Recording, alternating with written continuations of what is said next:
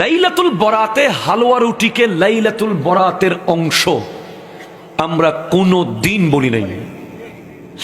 হালুয়া রুটি এটা লাইলাতুল বরাতের দিন করতেই হবে, এটা ইবাদতের অংশ বা এটা বরাতের সাথে সম্পৃক্ত, এমন কিছু বলি নাই। আবার আমরা হালুয়া রুটি করাকে নিষেধ করি না। যেভাবে রমজান মাসে সোনামুড়ি খেতে হবে, কথা কোন ঠিক কিনা জোরে বলেন না। আচ্ছা বলেন, মাহে রমজানে সোনা আর মুড়ি ছাড়া কোনো ইফতারি আছে বাংলাদেশে? আপনি যতই বিরিয়ানি দেন, আমরা সৌদি আরব প্রত্যেক রমজান আল্লাহ নিয়ে যায়, প্রায় সময় যাই রমজান, ওখানে সৌদি আরবে কত দামি দামি খাবার, মদিনার সেহেনে, মক্কার সেহেন শরীফে প্রায় 10 লাখ হাজি একসাথে ইফতার করে। তো ওখানে যতই আপনি সৌদি খাবার দেন, আমি খুঁজি বাঙালি,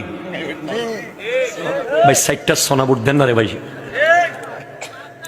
মনে হইতেছে কিছু খাইতে পারি নাই, অথচ এত খানা খাইলাম।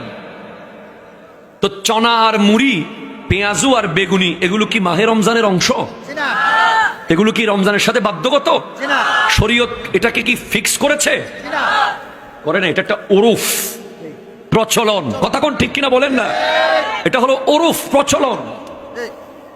হালুয়া রুটিও প্রচলন হয়ে গেছে এখন। হালুয়া রুটি, এটা বুখারী শরীফে হালুয়া এবং রুটির কথা আছে, আমার নবীর পছন্দের খাবার, সুবহানাল্লাহ জোরে বলেন। এখন এই খাবারটা কেউ চাইলে করতেও পারে, কেউ চাইলে না।